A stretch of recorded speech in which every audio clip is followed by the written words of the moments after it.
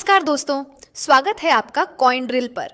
आपका अल्टीमेट ठिकाना क्रिप्टो की हर चीज़ के लिए, जहां हम सीधे और सही इंसाइट्स देते हैं ताकि आप इस वाइल्ड मार्केट को समझ सकें। आज हम समझेंगे कि हाल ही में जारी FOMC मिनट्स ने क्रिप्टो मार्केट की बाउंस पर कैसे बम गिरा दिया। तो बात यह है, जैसे ही फेड ने जुलाई की मीटिंग मिनट्स जारी की, बिटकॉइन $814,000 से नीचे गिर गया, एथेरियम $4,200 के नीचे चला गया और बाकी क्रिप्टो मार्केट भी इसका असर महसूस करने लगा। हर पोर्टफोलियो पर असर पड़ा और अगर आप यह दबाव महसूस कर रहे हैं, विश्वास कीजिए, आप बिल्कुल अकेले नहीं हैं। पूरा क्रिप्टो स्पेस अब फेड चेयर जेरोम पावल के बड़े जैक्सन होल भाषण का इंतजार कर रहा है, जहां निवेशक कुछ गंभीर हॉकिश संकेतों के लिए तैयार हैं, जो इस दबाव को और बढ़ा सकते हैं। अब चाहे आप इस गेम में नए हों या अनुभवी प्रोफेशनल, आप जानते ही हैं कि क्रिप्टो का नाम ही वॉलेटिलिटी है।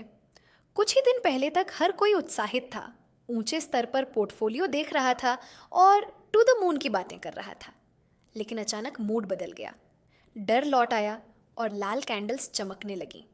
और यही है क्रिप्टो की वास्तविकता, अनिश्चित, तेज और कभी भी उबाऊ नहीं। तो यह अचानक बिकवाली क्यों हुई? FOMC मिनट्स हॉकिश निकली। ज़्यादातर फेड अधिकारी अब भी महंगाई को लेकर गंभीर रूप से चिंतित हैं और ब्याज दरें लंबे समय तक उच्च रखना चाहते हैं। उच्च दर का मतलब है कि उधार लेने की लागत बढ़ती है, जो क्रिप्टो माइनर्स और एक्सचेंजेस पर भारी असर डालती है, क्योंकि उनका व्यवसाय सस्ता पैसा पर निर्भर करता है। इसके साथ ही कुछ बेचैन निवेशक मुनाफा सुरक्षित करने या नुकसान कम करने के लिए जल्दी बेचने लगते हैं और बस आपको यह तेज गिरावट मिलती है।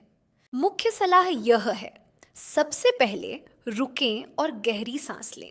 अपने निर्णयों में फोमो या पैनिक को मत आने दें।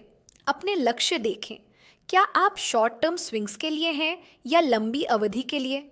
समझदार निवेशक जानते हैं कि ऐसे उतार चढ़ाव होते रहते हैं। वे अपने फैसले तथ्यों के आधार पर लेते हैं, डर के आधार पर नहीं। अगर आपके पास बिटकॉइन या एथीरियम है, तो अपनी पोजीशंस पर ध्यान से नज़र डालें। शायद अब रीबैलेंस करने का समय है, या अगर आप लंबी अवधि की कहानी में विश्वास रखते हैं तो मजबूत होल्ड करें।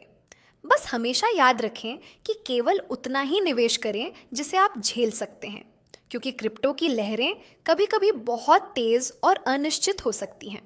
और जाने से पहले, अगर यह अपडेट आपको समझ में आया हो तो लाइक बटन दबाएं, कॉइन ड्रिल को सब्सक्राइब करें ताकि आपको सीधे क्रिप्टो अपडेट और रणनीतियाँ मिलती रहें, और कमेंट में बताएं आप इस डिप को कैसे हैंडल कर रहे हैं, होल्ड कर रहे हैं और खरीद रहे हैं, या फिलहाल पीछे हटे हुए हैं।